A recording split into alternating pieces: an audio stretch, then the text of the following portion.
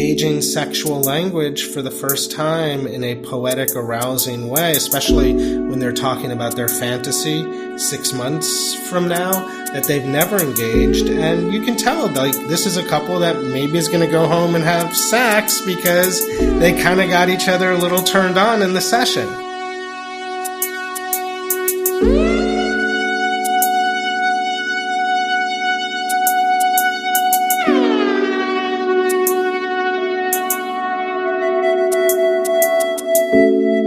Welcome to LOVELINK, your guide to love and sex in all forms. We're your hosts, Simone Humphrey and Sina Simon. Today we'll be talking to psychotherapist and sex therapist Ian Kerner. He specializes in working with couples and individuals who struggle with sexual and relational issues. He is the author of several New York Times bestselling books, including She Comes First, which continues to be the most best-selling sex advice book in the last decade.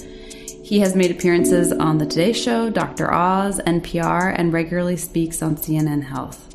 We are honored to have him as a guest and have him share with us his wisdom around sexual problems, how to talk about them with your partner, and what to do about them. Welcome, Ian. Thank you. Happy to have you here. So, Ian, how did you come to specialize in sex and sex therapy? Yeah. I definitely didn't grow up wanting to be a sex therapist. But when I was in college, I was kind of a sexual disaster at the time. And I just think I was a source of much frustration to any partner I had at the time.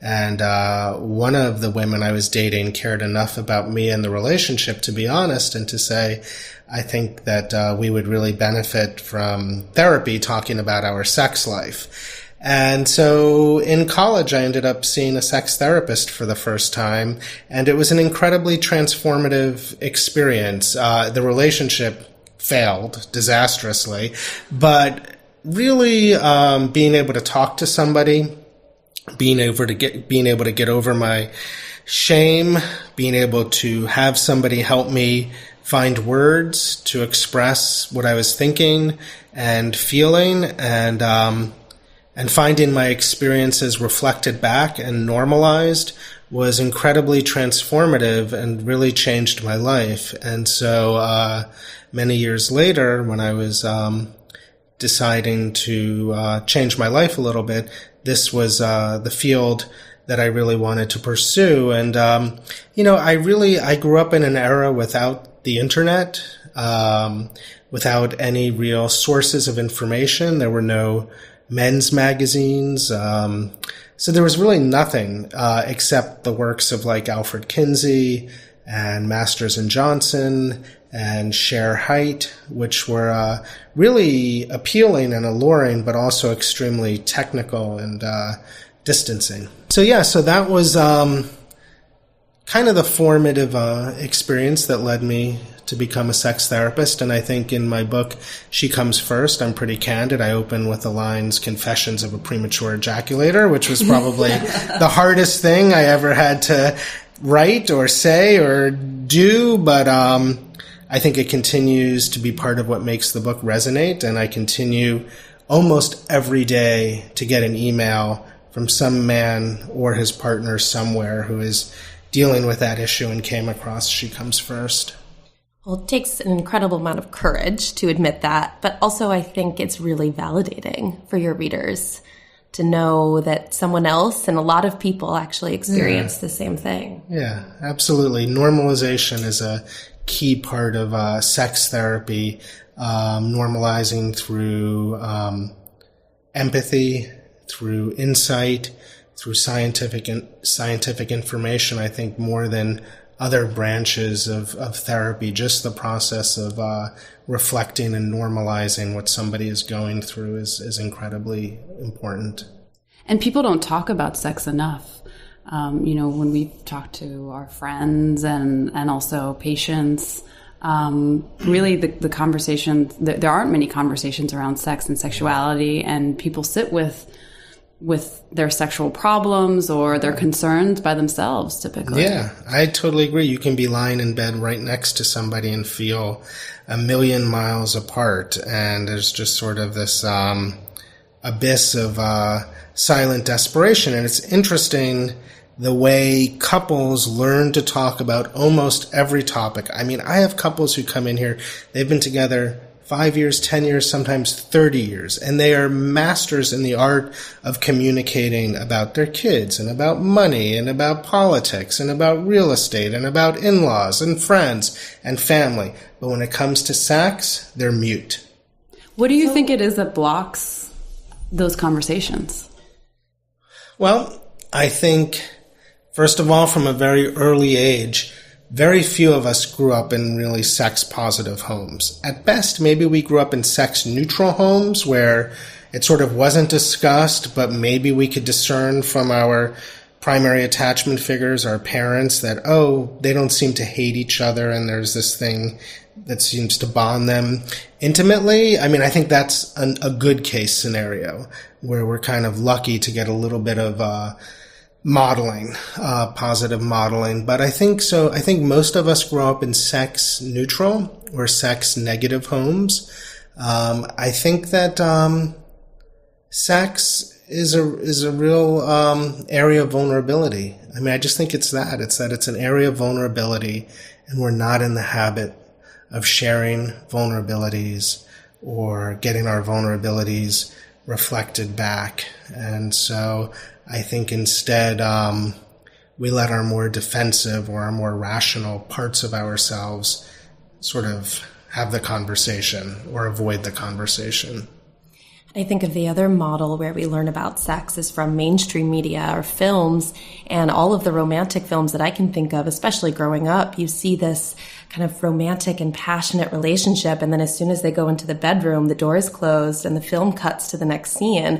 And so you kind of are left to the imagination of, oh, sex must be perfect behind closed doors, when in reality, a lot of problems come up. Absolutely. Yeah. So I think I do a lot of work with couples. I mean, certainly the work that they're doing here in therapy is incredible in terms of just finding language. And sex therapy, it can be very provocative and proactive. Like, you can't come into this room and be on the couch and talk about your sex life without really engaging the language of sex. I mean, in a first session, I always have sort of 3 areas that I intend to really cover in like the first hour. The first is I really want to understand the problem that somebody's experiencing. And sometimes they can barely utter the problem, but I can really help them find language to express the problem.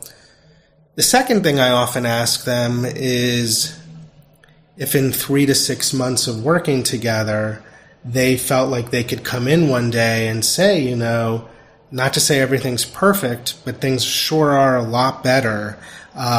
We really sort of got on the other side of that impasse, and we're ready to keep working on things. I would say, well, what does that look like? What does it look like to be on the other side of that impasse? Describe to me the kind of sex or the kind of connection you'll be having.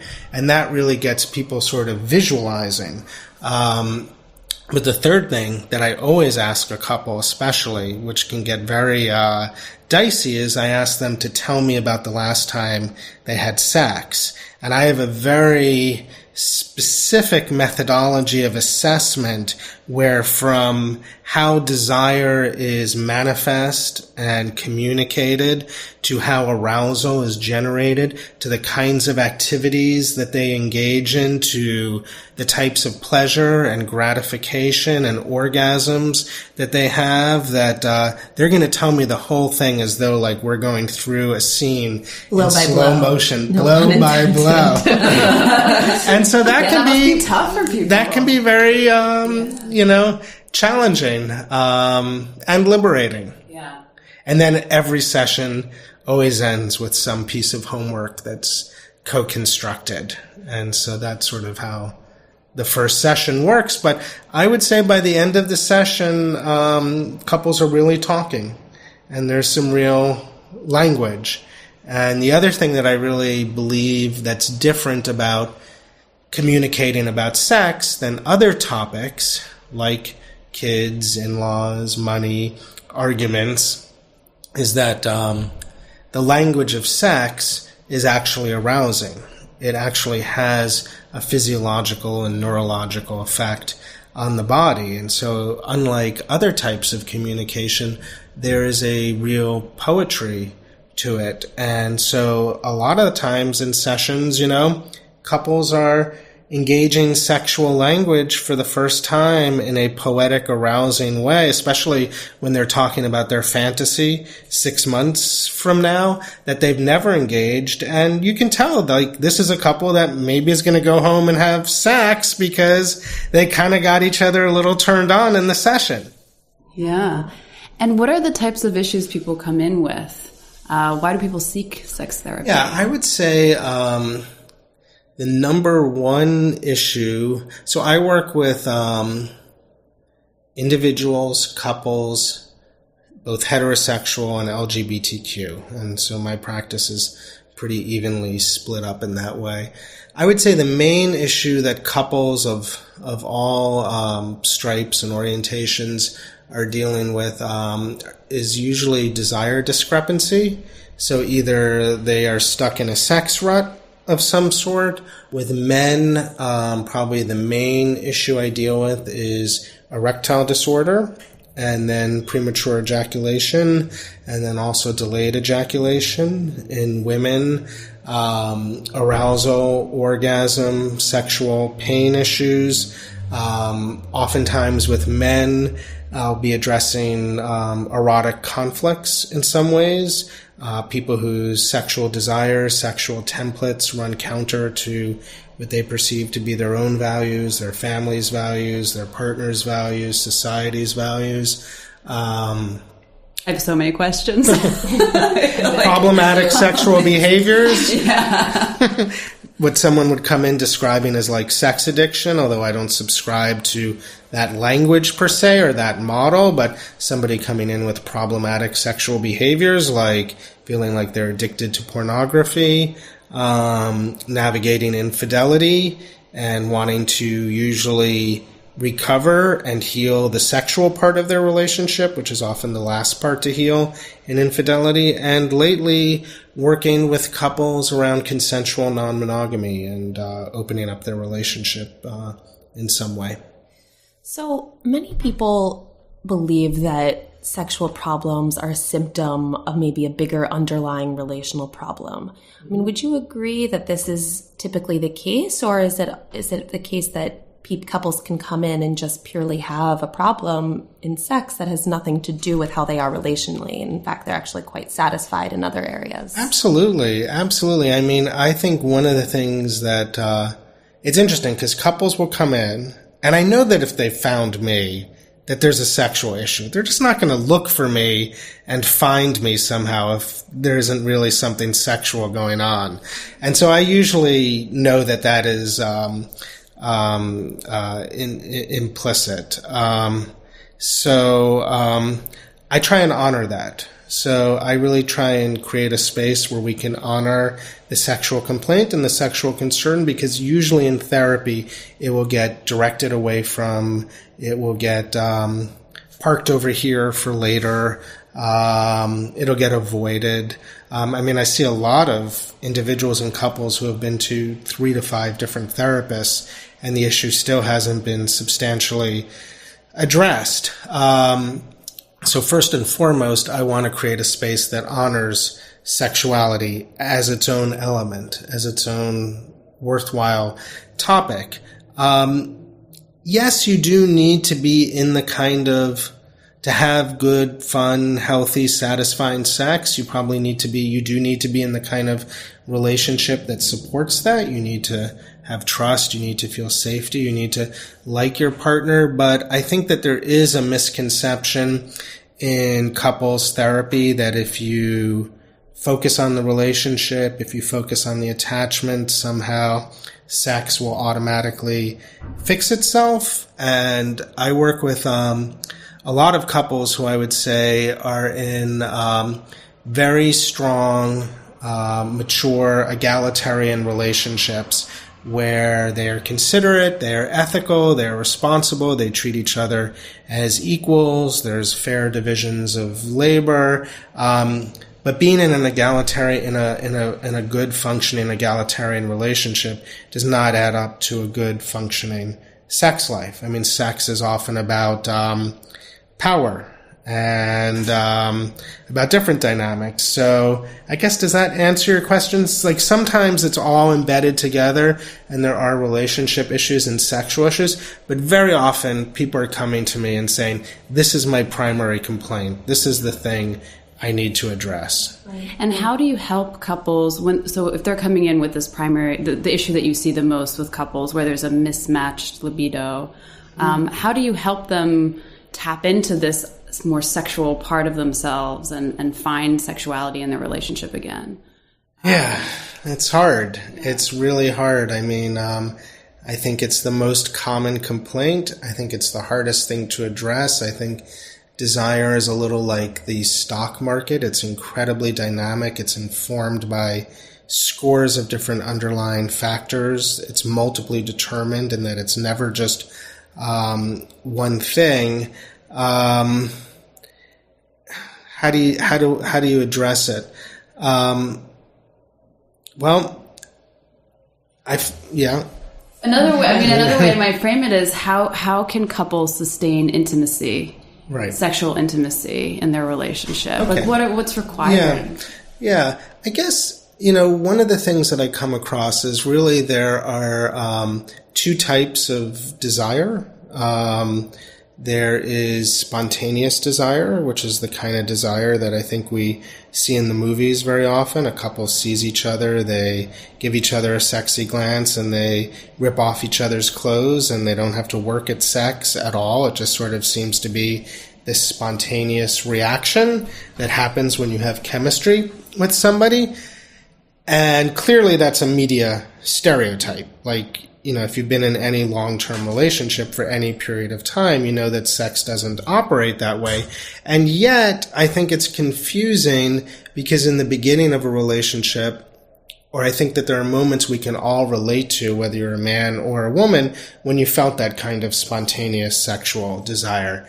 Now, statistically, the way it works out is about 75 to 80% of men experience spontaneous desire. So that's how desire works for them. From the age of a teenager, when they're experiencing their first masturbatory ejaculations, to, the day they die, where maybe they're only getting an erection once every 3 or 4 months. Desire is still experienced spontaneously. And men are very fortunate in that their view of desire kind of maps up to the cultural representation of desire. But 75 to 80% of women do not experience spontaneous desire. They experience responsive desire. And responsive desire means just that desire is responding to something that comes before it. So most of us think, well, if I have desire and my partner has desire, then we'll get going. If one of us or both, if we don't feel desire, then nothing will happen. And we sort of think of desire as the starting point. But the responsive desire model really presumes that something needs to come before desire, that desire isn't the first thing that happens. It may happen somewhere down the line.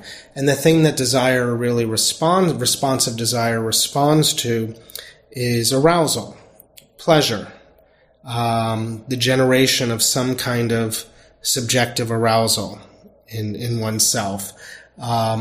So usually the reason that I'm encountering sex ruts or desire discrepancy is because there's confusion about the desire paradigm of the relationship. It is assumed that desire should be spontaneous, and it's not happening spontaneously.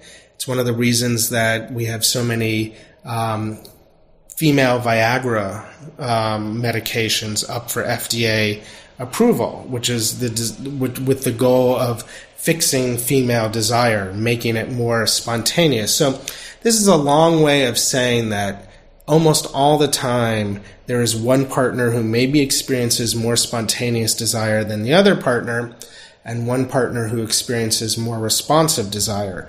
And as soon as there's as soon as one person in the relationship is experiencing responsive desire, really the paradigm of the whole relationship needs to be a responsive desire paradigm.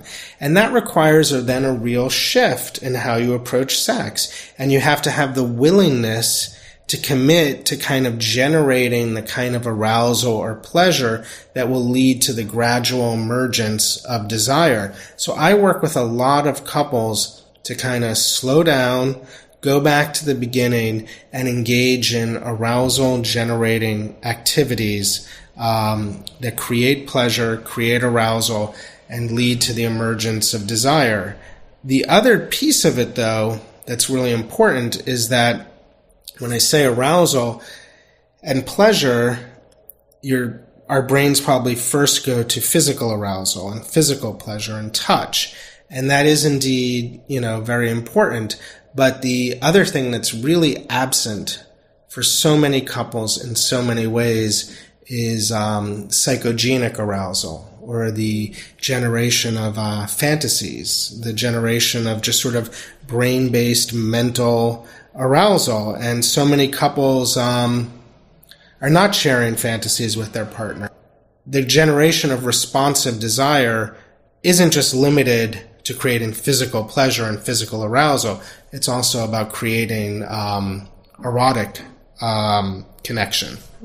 I don't know. Did that answer the question? Yeah, definitely. Okay. And also, I imagine it must be so huge for women to hear, this idea about responsive desire, because I think many women feel like something's wrong with me, that I'm not experiencing the same spontaneous desire as my partner, my male partner. Absolutely. You know who writes about this very well? I don't know if you're going to have her on our podcast, is Emily Nagoski, who wrote a book called Come As You Are. She's a colleague, and she writes very eloquently about spontaneous and responsive desire. But yes, many women feel broken. Like, I can't tell you how many couples come in and the guy says, I'm the one that always has to initiate, and why do I always have to step up to bat or pitch and strike out or whatever? And women will sit there and say, yeah, I don't know what's wrong with me. I sort of want to want sex, but I don't want it. What's wrong with me?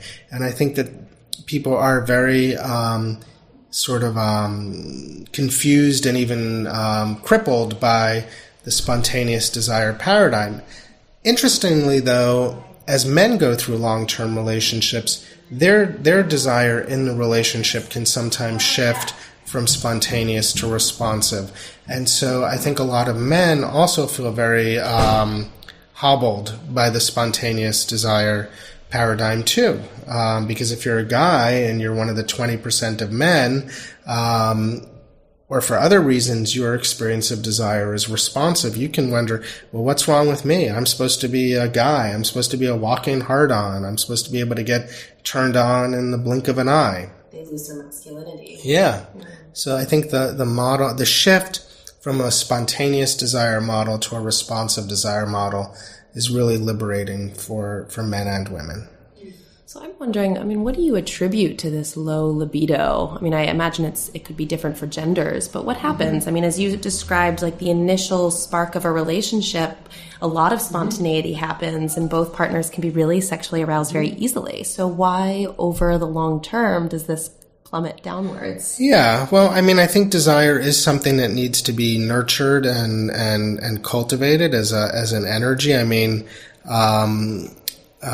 Your sexual health is very much a function of your overall health. So certainly, exercise, stress levels, how you're feeling in your relationship, how you're feeling in your body, your lifestyle, the extent to which you get a good night's sleep or don't, you drink every night, all of that, plays a big role in, desire.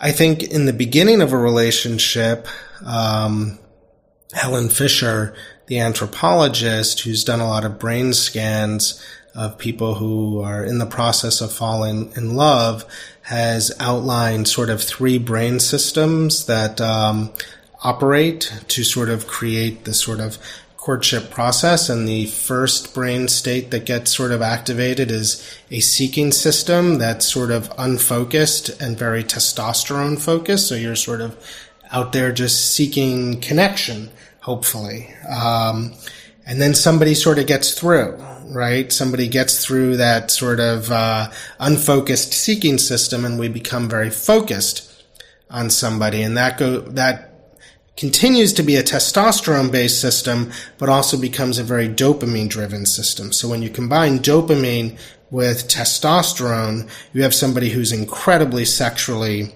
motivated. And all of that motivation is being sort of metabolized through the process of romantic love and a process of self-expansion. I mean, if you think about it, in the beginning of a relationship, I mean, I've fallen in love with somebody. I don't know this person doesn't know me. There's so much to learn about each other, and there's a real process of mutual self-expansion, which literally is fuel. It is fuel for desire. And I think at a certain point in a relationship, the process of self-expansion sort of starts to slow down. And unless we are actively engaging on continuing to expand ourselves individually and as couples relationally, we can fall into lots of different types of ruts. Another way of thinking about it is sort of through the lens of how Stephen Mitchell and Esther Perel talk about it, which is that relationships are kind of built on a kind of predictability, a dependency, a transparency, a sense of responsibility. And sex is kind of based on the opposite, right? I mean, we're not thinking about any of those things when we're attracted to somebody. Nope. It's adventure, mystery. Yeah. So there's a few different. How long does that beginning phase tend to last? Because that's a great experience, falling in love with somebody and being, excited about sex. And when your experience, how long does that last? And so we're talking about the middle phase, right? The first phase would be sort of just unfocused, testosterone-based seeking, right? Okay. And that can include casual sex, hooking up, dating, and hopefully we're motivated to do all of that. That would be healthy. I work with a lot of my patients, around sort of shoring up their seeking system. And then somebody gets through and we suddenly go from unfocused to focused, and we're in the infatuation system, the romantic love system, the limerence system. And then gradually, if you stay together long enough, you probably move into a more cooled down attachment-based system. Not to say it can't have a lot of sexual chemistry and sexual desire to it, but it's probably not the roller coaster of that middle phase. And so you're asking, how long does that middle phase last? How long? You tell me. You're both married. You're both in it. I don't know. Anywhere from 6 months to 2 years. Maybe that's a rough estimate. Yeah. I mean, I think it's certainly a high, and it's always really exciting. The hard thing, I think, is that a lot of people have this expectation and this feeling of falling in love with the feeling of falling in love. And so they're seeking that high. And so they might be seeking that high for a lifetime, even though the actual phase is very short. And I think in many ways it sets a lot of couples up for failure, because when that does die down, which it naturally does, I think for most people, then you feel like there's something wrong with the relationship, or you want to seek out another relationship to kind of get that feeling. You know what's hard about that phase too is that I think that couples can have really fundamental differences in sexual temperament that kind of get masked over by the sort of neurochemical cocktail of infatuation. So I've met many people who fall in love, have great sex in the beginning of a relationship, and then a year into it or 18 months realize, how did this happen? I am such a novelty seeker. I'm such a thrill seeker. I love peak experiences, and I pursue peak experiences everywhere in my life, including sexually, and my partner is such a couch potato about sex, or is such a comfort creature, So it's interesting that also that period really masks over differences in sexual temperament.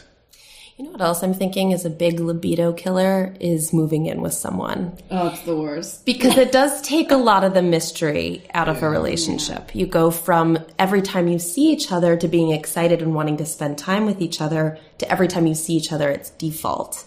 And seeing all of the kind of, you take that little cloak of invisibility of all the kind of imperfections of someone and you're really looking at it. You're like doing each other's laundry and it's not the not sexiest sexy. thing in the world. I kind of always think of relationships as like Venn diagrams. Like I have my circle, you have your circle. I have my personhood, you have your personhood. And I guess in the beginning, you want a lot of overlap, but you don't really get a lot of overlap, right? You have like this thin slice of overlap that just leaves you wanting more. And you probably think you want total overlap, and then you move in and you get like total overlap, and it's really scary.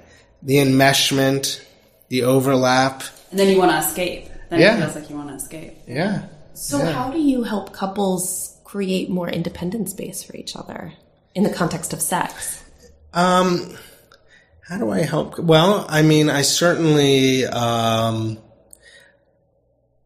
also really believe that the brain is the biggest sex organ and that, I'm really a big fan of psychogenic arousal. And so that means I'm a big fan of exploring your fantasies and exploring your unique turn-ons. One of my favorite books on the topic is Jack Morin's The Erotic Mind, and he really spends a lot of time talking about people's core erotic themes and how you get a core erotic theme and what you do with your core erotic theme. So I'm very interested in couples bringing their sexual individuality to the relationship and finding a space where they can cultivate and nurture and share each other's erotic themes with one another. So I would say that's an example where your sexual relationship can really be a great boon to the development of your individual sexuality as well. And I work with many couples who are on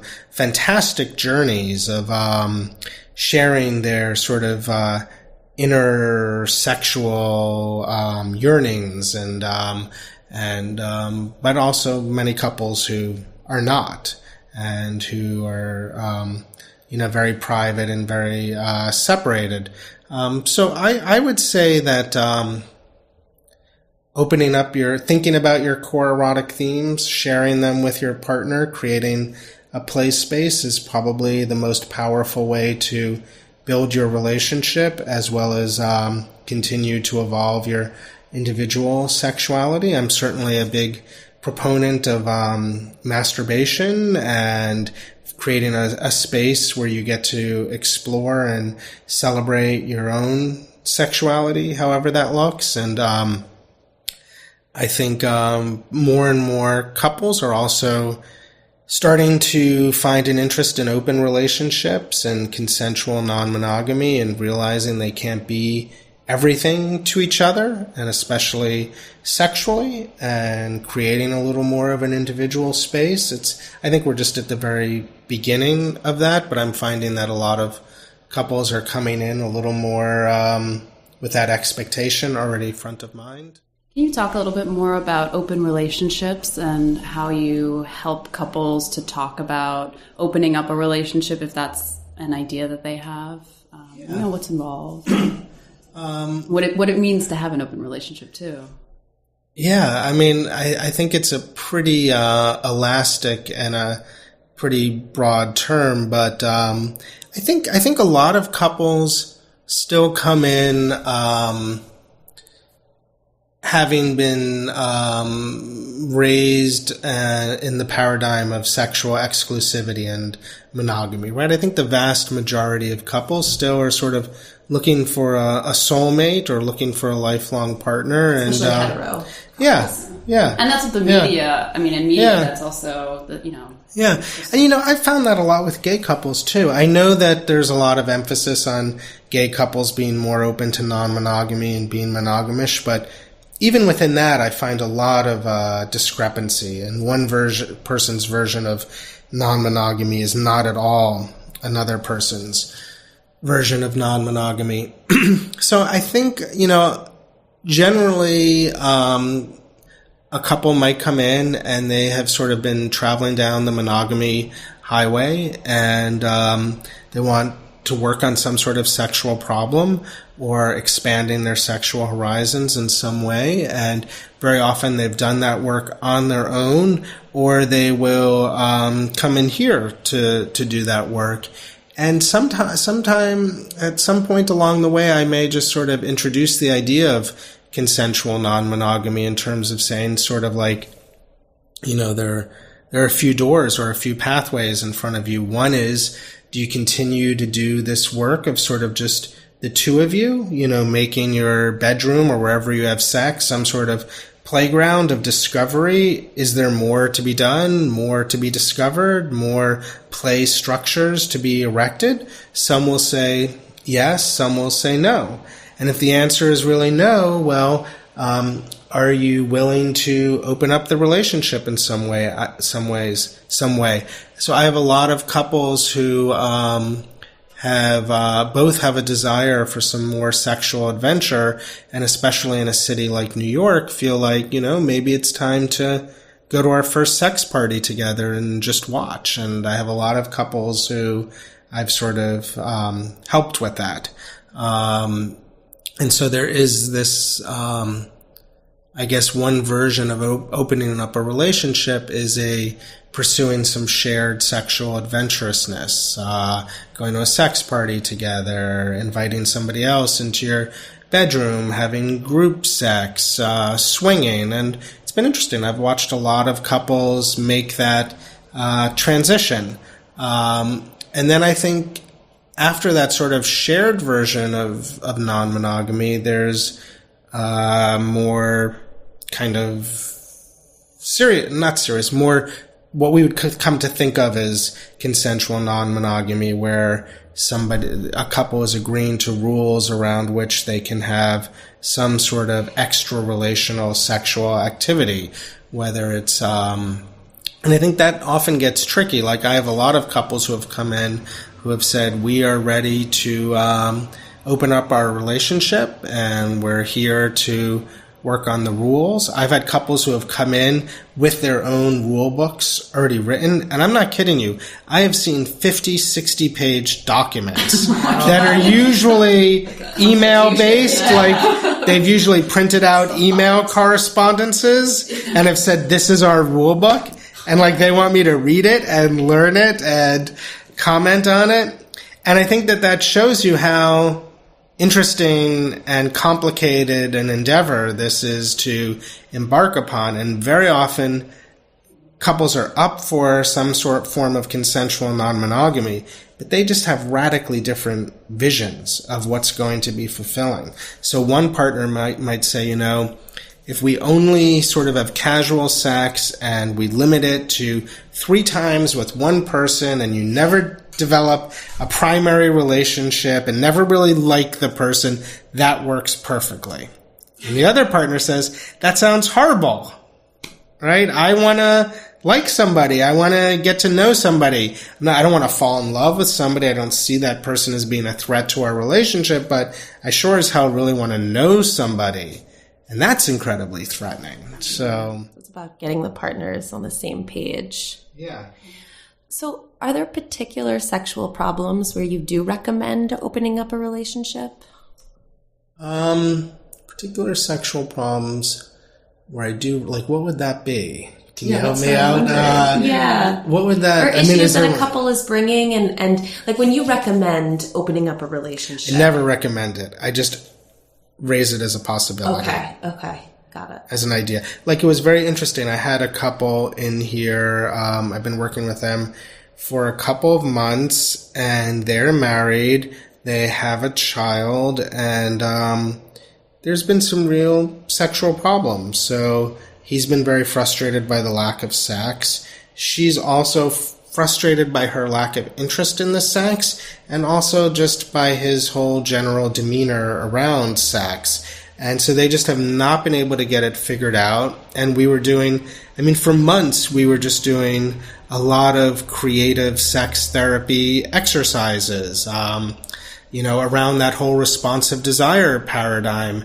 I have this exercise that I call a willingness window, where I ask couples to take a half hour once or twice a week to not have sex, but to just bring their willingness to generate arousal with each other.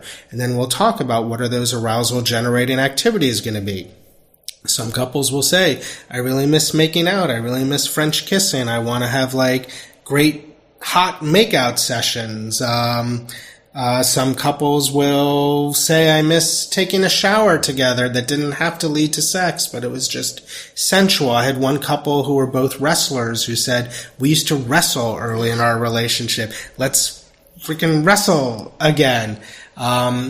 In those willingness windows, I'll often ask couples to do psychogenic activities like share fantasies with each other, read erotica, watch ethical porn with each other, have these sort of side-by-side sexually stimulating assignments. I asked one couple, I always co-construct this, we came up with a Sunday activity where they would go out, have brunch, drink a little wine, get a little drunk, and then do some lingerie shopping for an afternoon, and come home with 3 or 4 different, outfits that they agree would be sexy. And so I was working with this couple, and everything was just sort of coming up a bust. And they came in, this was really not long ago, and they said, we've decided to separate. And just this issue just continues to aggravate us, and we don't feel like we're making any progress. And really at the very end of the session, where they were pretty bent on separating, I asked them if they had considered non-monogamy, if they'd really done everything within the structure of their relationship. And we really opened up a conversation. And they left, and I really thought that they were gone. It was the last session. They said they would be in touch. It was a depressing session. It was an angry session. And then I got a call about 6 weeks later saying, after you talked about that, the non-monogamy, it really sort of lit a fire under both of us, and we found we were both very creatively sort of woken and inspired by that. And for the last 6 weeks, we've been working on opening up our marriage, and can we come in and share what's been happening in the process. Wow. That's lovely. Yeah. You know what I also hear? I mean, in addition to the sex exercises or the non-physical sex exercises that you were mentioning, opening up the relationship similarly takes the pressure off the couple and their sexual issues. Sure. That there really gives a lot more space and room to kind of explore, discover without the focus on one person's problem or the other. Yeah, I agree. It doesn't work for everyone. It would never actually work in my relationship. I come home and I sometimes talk to my wife about this stuff and what's happening, and she's like, no way. That just does not feel right for me in any way. I would rather break up if we ever got to that place. But yes, for the right couple, it can really bring in a breath of fresh air. It can be relieving. It can be very therapeutic. I was working with one woman who just throughout her relationship history, she always had codependency and jealousy issues, and she'd sort of get over enmeshed in these relationships. And she found that opening up the relationship, although it was incredibly challenging and incredibly uncomfortable, she really had to learn to live with and tolerate some of these feelings of distress and jealousy, but in a very safe, processed way. And I think it was a real therapeutic journey to be able to master these difficult emotions. And so that also brought a sense of kind of catharsis to her. We've talked about fantasy, we've talked about opening up a relationship as ways to build intimacy or, reawaken a couple's sex life. I'm also curious about the misconceptions men and women have about each other and sexuality. I was thinking about how, a lot of women can't come from sex. And men may have an expectation that penetration is the way to go. And that's, they have to really perform and then Yeah, so I'm curious about those misconceptions that men and women have about just because I imagine they can get in the way of a healthy sex life. Yeah.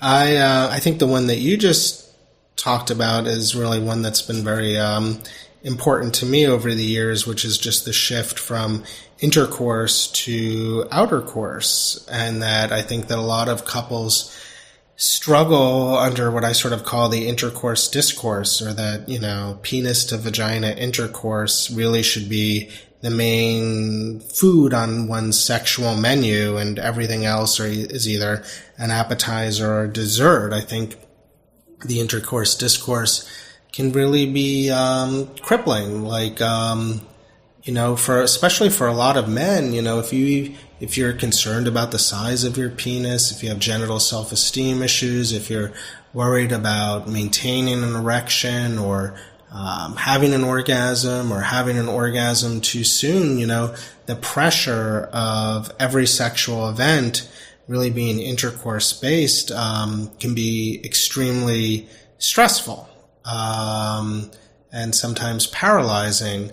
And I also hear the same thing from women. And I think for women it can be difficult in different ways. I mean, it can be very, very frustrating to have a lot of sexual experiences that are semi-arousing but don't result in orgasm. And I think we live in a culture where media likes to say that orgasms are less important to women than they are to men. I personally always find that to be, very frustrating. We live in a culture where women don't have orgasms as frequently as men, but that's a result of the intercourse discourse. I mean, women have as much orgasmic capacity, if not much more orgasmic capacity than men. Really, most women, whether they're having multiple orgasms or not, from a biological perspective, have the capacity to experience multiple orgasms in ways that men cannot. So I always get very frustrated when I read some article that says, "Oh, women are more concerned with the relational aspects of sex than Not the." true. Well, yeah, and I don't want to speak for two women in the room, but it frustrates me. No, it frustrates me. Yeah, I find it frustrating too. Yeah.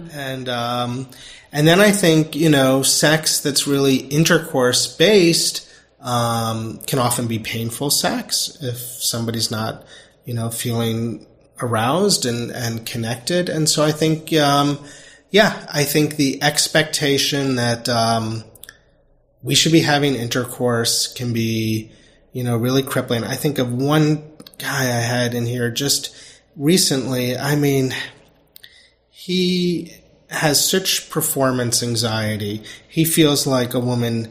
He's a young guy. He feels like if he's with a woman, particularly this woman he's dating, that she needs to have 3 orgasms every time. They need to be intercourse based. He really believes this, and as a result, he suffers from tremendous ED. And so his girlfriend doesn't know this, but he takes 5 milligrams of Cialis every day. So he's permanently dosed on Cialis. And then prior to when he knows he's going to have sex, he'll enhance that with Viagra, often with a little bit of wine to lower his inhibitions and a little bit of marijuana to lower his inhibitions. So he's just completely drugged. And honestly, she has little to no idea that any of this is happening. And I just said, what about, outer course? What about the shift from intercourse to outer course and making love not just with your penis, but with your hands, your mouth, your mind? He won't hear of it. Yeah, in your book, She Comes First, you really talk about I love how you distinguish between foreplay, core play, and then more play, and maybe you can talk a little bit more about that. But you also put a lot of emphasis, as the book is titled, on having the woman orgasm first and not from intercourse, but from outer course. Yeah. So maybe you could speak a little bit about that. Yeah, well, again, I think that book was a big effort on my part to normalize my own sense of sexual inadequacy. I was coming to sex, again, as I said, somebody who suffered from premature ejaculation and felt enormous pressure to be able to maintain genital intercourse. I didn't have an understanding of the role of the clitoris. So I was ill-clitorate, as I like to say. Cunning linguist. All of those puns are there. But I had no idea that the clitoris was the powerhouse of sort of the female orgasm, and that most of the sensitive nerve endings that lead to female orgasm are on the surface of the vulva, and that once you even go past 2 inches within the vagina, there is not a lot of nerve sensitivity. And so all of these discoveries about clitoral stimulation, and that many women enjoy oral sex as much, if not more, than intercourse, and an intercourse plus model where you're doing more than just penis-vagina intercourse. All of that really was mind-blowing and liberating for me. And I went from somebody who avoided sex and dreaded sex and even stopped dating, because what's the point of dating if it's going to lead to sex, to somebody who really felt sort of much more sexually empowered and was able to be much more sexually embodied and just enjoy it. So that book was really my attempt to normalize my own experience. So the book continues to do well. It continues to resonate. Men and women buy it. It was written for men. I was always shocked that women bought it, first for their partners, sometimes for themselves. Today I get letters from moms who buy it for their sons. I recently got a letter I recently got a letter from a mom who has twins who are the same age, a boy and a girl, and she bought a copy for each of them because she wanted her son to know how to pleasure, and she wanted her daughter to know what to expect.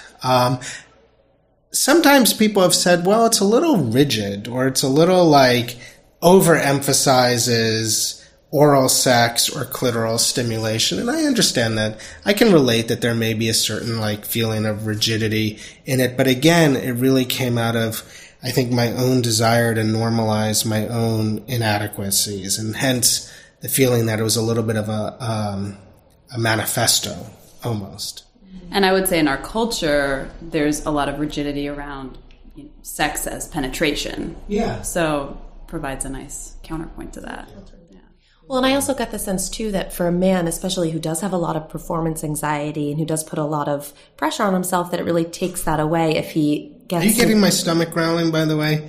I haven't had lunch. Oh, no. Is that coming through? No. I'm always sensitive that somehow whenever I end up in front of a microphone, maybe I have to look beyond food to like some sort of inner something or other. It's all this talk about eating vagina, getting you hungry.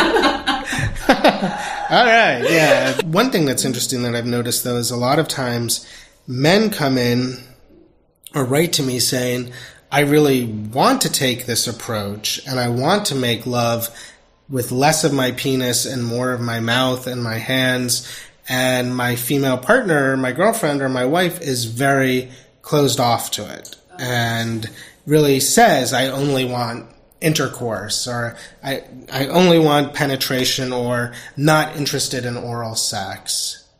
So very often it is the female partner who's a little... Well, I think unfortunately, a lot of women are socialized and in our culture are ashamed of our vaginas, and there's a lot of kind of stigma around what it looks like, what it smells like, and there's a lot, I think... Am I normal? Does it look normal? Right. Yeah, and I think there's a lot of embarrassment around it, and a lot of... It's much more vulnerable. It's very vulnerable. Right. I think a lot of men don't understand that it's a much more vulnerable act of intimacy for women. Well, and I think what you describe so well in your book is that it's not just about the foreplay or even the sexual stimulation. It's also about anxiety reducing techniques too, and to really make a woman feel comfortable is half of it, totally. If not more. And to slow things down. I mean, to your point about relaxation, a lot of men, even when they engage in oral sex, it's like fast and they don't really know what they're doing. They go right for the and you're like, Yeah. I mean, for me in my own sexual journey, and I'm definitely like, I'm not a thrill seeker. I'm sort of like a less is more. But I think for me, the big journey was just like being able to turn off my mind and just get very present, regardless of what I'm doing. Just sort of like lose myself in this merged, shared experience and turn off the thinking part of my brain, the performance part of my brain. And that's just amazing. I mean, to me, that's the biggest blessing of sex, especially in this day and age where there's so much to worry about and so many distractions. To just like really like, I guess it might be the way like I don't run anymore. So it would be like that moment where you're just sort of in the running, or if I played music, maybe where I merge with the music in some way. But like sex can be this way of just kind of getting out of your own head and just merging in this sort of more experiential space. Well, I think that so often interferes with desire and excitement is when you do get distracted with your own thoughts and you do get caught up in your own head, because that really takes away from the pleasure. Yeah. I think that's why fantasy is so important too. You know, it's interesting when I interview women about fantasy, many, and you can corroborate this or not, will say they often fantasize during sex. Sometimes it's about the person they're having sex with. Sometimes it's not. Sometimes it's a combination. Sometimes it's just sort of random internal channel surfing. And when you talk to men, a lot of men will say fantasize during sex. No, I'm just like totally into being there, unless they happen to be really anxious and they're looking to kind of turn off their performance anxiety. But in general, I've found that women sort of say that they fantasize more during sex. And what's really interesting too for me is that there was studies done using fMRI scanners looking at the differences between men and women as they were getting aroused and having orgasms. And in the female brain, unlike the male brains, as women were getting more and more aroused, parts of the brain that were associated with stress and anxiety went dim and kind of deactivated. And the researchers said it's like women are getting themselves into this trance-like state, and for the sexual brain to turn on, the stressful brain, the anxious brain, needs to turn off. That was not actually the case with men. And so I think if you sort of look at female sexuality and say that being relaxed, getting into that place of mental deactivation, not being anxious is so crucial to arousal and orgasm, then it makes sense why fantasy would be so important to women as well, because fantasy is a way of getting into a mental space in which you're really, everything outside of the bedroom doesn't really exist anymore. I do this in my own sex life. I try and encourage couples to bring a lot of novelty, fantasy, and newness to the early stages of generating arousal, and then to kind of transition into some kind of sexual routine that's already been operationalized. It's already stored in the part of your brain where you know how to ride a bicycle, you know how to potentially drive a car. There's just like, you know how to take out your keys and open a door. It's like gets stored in the part of the brain where processes don't have to be thought about anymore. They're just kind of automatic. And so it's an interesting dialectic between novelty and familiarity. Well, it sounds like the excitement is a really important part to kind of stimulate the whole event. Yeah.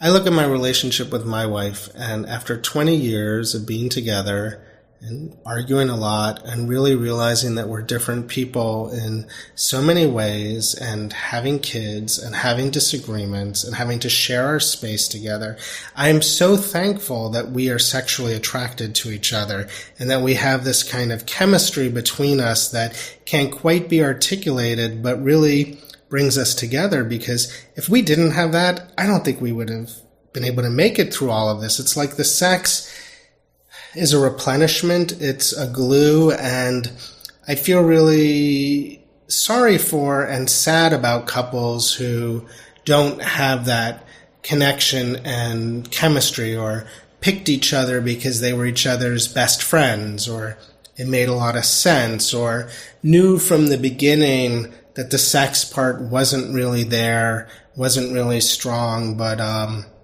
thought that they could cultivate it or grow it. And in some cases they can to some extent, but I just think that sex as sort of a glue in a long-term relationship is so primary. On the flip side, do you ever see couples who have a really strong sexual chemistry and a kind of magnetic sexual pull, but have so many problems relationally? Yeah, I do. Like, that's the thing. And, very often the pattern where I see that is couples who sort of just have this unsafe, insecure, kind of anxious attachment foundation. Like, they just don't ever really feel safe or trusting or secure in the relationship. And so there'll be a lot of arguing, often to just generate relational attention, to make the relationship a focus. Let's argue and fight because then we're connected. And then use sex as a way of sort of repairing from that rupture. So it's like rupture, repair, and that becomes a pattern because the attachment itself isn't sound. Yeah, it sounds like one kind of fuels the other. Yeah. Those couples, I think, can stay in it very often, though, for the long haul in that pattern.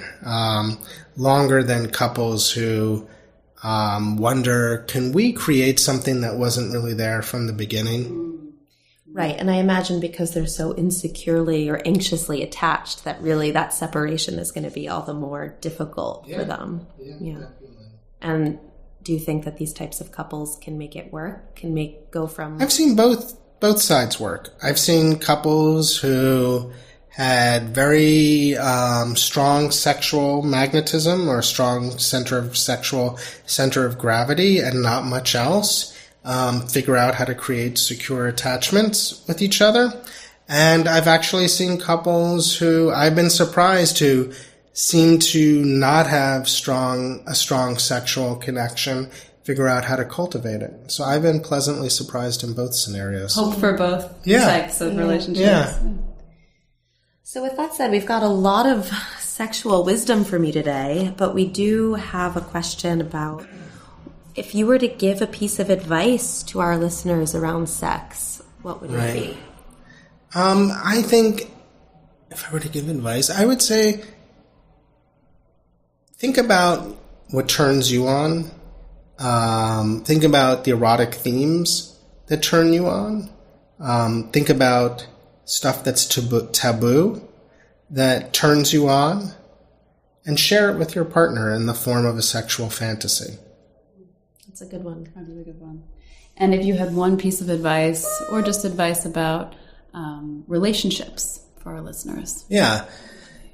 I think the big theme that I see in relationships is that when couples are talking about sensitive issues, they are often either wittingly or unwittingly engaging each other's defenses. And so most couples, when they try and talk about a difficult topic, are already sort of on guard, and whether they're doing it constructively or unconstructively, are still escalating defenses. And then it just becomes a question of how good are we at repairing out of this. But I think underneath those defenses, there's always a vulnerability. And so if your partner can say something to you, complain to you, express an emotion, and you can feel a little attacked or a little activated or a little anxious, but you can stay in that moment and look at your partner and say, what is the underlying vulnerability? And you can tune into the vulnerability and create a space to hold the vulnerability and soothe the vulnerability. I think that that's a unique skill. And I learned that really as a parent, because I have two sons and I have a 13-year-old, And so I'm almost 40 years older than my son. And we will fight, and he'll get me so mad. And I'll forget that I'm 40 years older than him and he's just a 13-year-old. And he'll storm off and he'll run in a room and he'll close the door and he'll be so furious. And I'll be so glad that he went into that fucking room where he deserves to be because he's such an asshole and a jerk, you know? And then I'll realize, you know what? He's 13. I'm his parent. Underneath all of that rage is a vulnerability, and it's not his job to parent me in these situations. It's my job to be able to go into that room and somehow soothe that vulnerability, which I do. And I've had to learn how to do it. But I think the same thing, although my wife seems to be more of a peer to me and appears to be my age and more mature than my 13-year-old son, when she's expressing a vulnerability, I think vulnerabilities are ageless. I think they exist in an underground, in a shadowland, and in a basement that's outside of time, that doesn't experience time in a linear way. And so if we can, in a way, tune in and parent our partner's vulnerabilities, that's an important skill to cultivate. It's beautiful. Yeah. And just as our vulnerabilities are timeless, our defenses can be very young and immature. Yes, they can. Adolescent. They can be, or they can be very seasoned and very honed. Yeah. They can be like ninja warriors who can kill with a blade that you don't even see coming. So what's next for you, Ian? What's next for me is I continue to enjoy my patient work. I continue to enjoy lecturing and educating other therapists about sex therapy. And hopefully there'll be a little TV project in the near future that I'll be able to talk about as well. We hope so. Thanks. Looking forward to it. All right. Thank you so much. You're welcome. Thank you. Anytime. Always happy.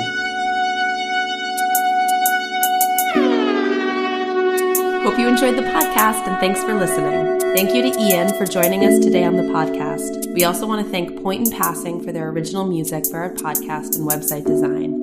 You can purchase She Comes First by Ian Kerner on Amazon. Be sure to subscribe to LOVELINK on iTunes and leave us a review. You can visit the LOVELINK website at www.lovelink.co to read curated articles on love and sex, submit a question into our advice column, and find our other projects on romance.